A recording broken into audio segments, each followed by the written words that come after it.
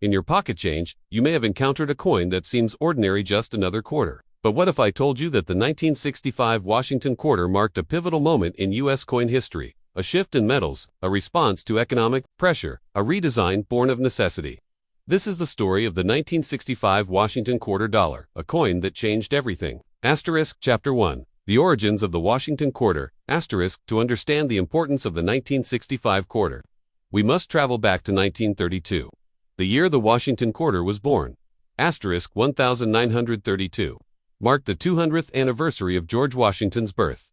To honor the first president of the United States, the U.S. Treasury decided to issue a new quarter featuring his portrait. Originally, the plan was to make this a one-year commemorative coin, but it was so well received by the public that it became a permanent part of American currency. The design came from a sculpture by John Flanagan, a renowned sculptor. His work was based on a bust of Washington made by Jean-Antoine Houdon in 1785. The obverse or front of the coin displayed Washington's left-facing profile, while the reverse featured an eagle with outstretched wings perched on a bundle of arrows, symbolizing strength and vigilance. From 1932 to 1964. These coins were composed of 90% silver and 10% copper, giving them intrinsic value beyond their face worth. Chapter 2. The Silver Crisis and the Birth of the Clad Coinage. Fast forward to the early 1960s, and America faced a growing problem, a silver shortage. Silver prices were climbing due to increased demand in industry and investment. The face value of silver coins was becoming less than the metal value they contained. This imbalance encouraged people to hoard coins, especially quarters and half dollars, to melt them down for profit. In response, the U.S. government needed to act fast. If coins disappeared from circulation, commerce would grind to a halt. In 1965, Congress passed the Coinage Act, which authorized the U.S. Mint to change the composition of the dime and quarter. The new coins would no longer contain silver. Instead, they would be made of a clad composition, a sandwich of layers. Outer layers of 75% copper and 25% nickel, a pure copper core. This created what we now call a copper-nickel clad coin. Chapter 3. The 1965 Washington quarter debuts. The first clad quarters rolled off the presses in August 1965, even though they were dated 1965. To prevent confusion in the coin collecting market, the Mint decided that no coins would bear the date 1964 or earlier after that year, and none would carry a mint mark in 1965, 1966, or 1967. This was an effort to discourage hoarding of coins by making them less attractive to collectors. So, the 1965 Washington quarter lacks a mint mark, even though it was minted in large numbers at the Philadelphia, Denver, and San Francisco mints. Despite being made of less valuable metal, the new clad quarters were durable, lighter in value, and easier for the government to produce. Chapter 4.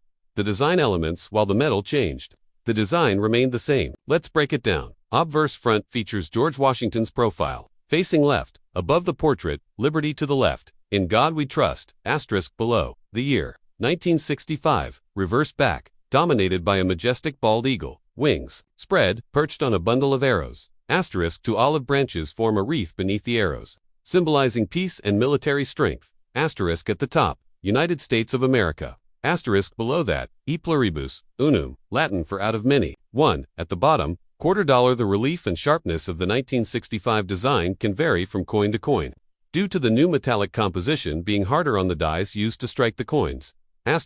Chapter 5. Mintage numbers and distribution. Despite the change in metal, the U.S. Mint was in overdrive in 1965. They produced a staggering number of Washington quarters to meet demand and reduce hoarding. Total mintage. Over 1.8 billion coins. Philadelphia Mint. Over 1.8 billion. No mint mark. No quarters from Denver or San Francisco bore mint marks from 1965, 1967 with such high mintage. The 1965 quarter remains common in circulation, but some varieties and errors are highly sought after, and we'll explore those next. Chapter 6. Rare errors and valuable varieties. Even with massive mintage, some 1965 quarters are quite valuable thanks to minting errors or transitional anomalies. 1. 1965 silver quarter, transitional error.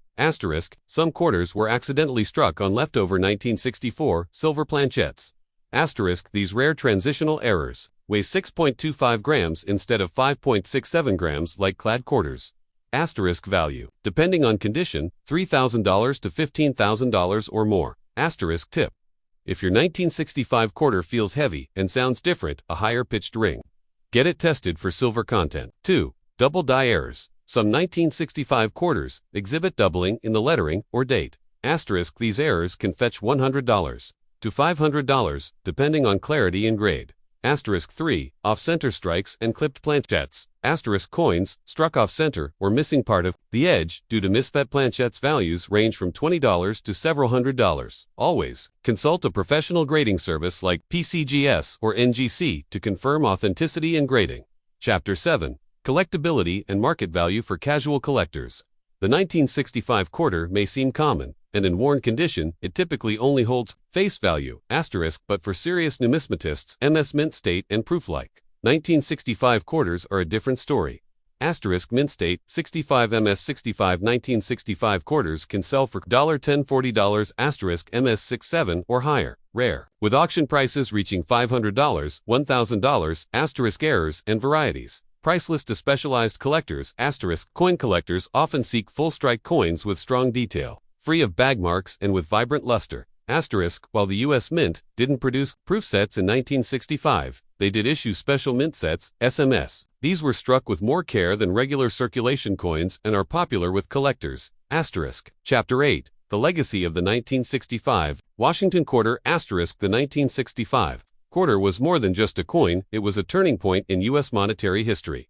Asterisk, it marked the end of silver coinage for circulation, the start of modern clad coinage, a response to global economic pressure. Its story tells us how currency isn't static, it evolves based on technology, economy, and necessity. Asterisk, today, more than half a century later, you'll still find 1965 quarters in your change. They're survivors, symbols of a time when America was forced to adapt. Asterisk, and though billions were made, the rare errors and pristine examples remind us that not all coins are created equal. Asterisk. Chapter 9. Fun facts and coin trivia. Asterisks. Let's wrap up with some quick-fire facts. The 1965 quarter has no mint mark, on purpose, weighs 5.67 grams. Unlike the 90% silver quarters, 6.25 grams. Asterisk, edge has 119 reeds. The little grooves on the edge of the coin. Asterisk, the U.S. Mint made over 1.8 billion quarters in 1965. One of the highest mintages of any year. Asterisk, pro tip, hold a 1965 quarter next to a 1964 one. The edge of the 1965 will show a copper-colored core, while the 1964 will appear solid silver. Asterisk, closing scene. Slow zoom on a 1965 quarter spinning in place. Narrator voiceover. So the next time you pull out a quarter from your pocket, take a closer look. If it says 1965, remember, you're holding a piece of American economic history. A coin that helped reshape the nation's currency. A coin that endured. A coin that, despite its everyday appearance, carries a story worth telling.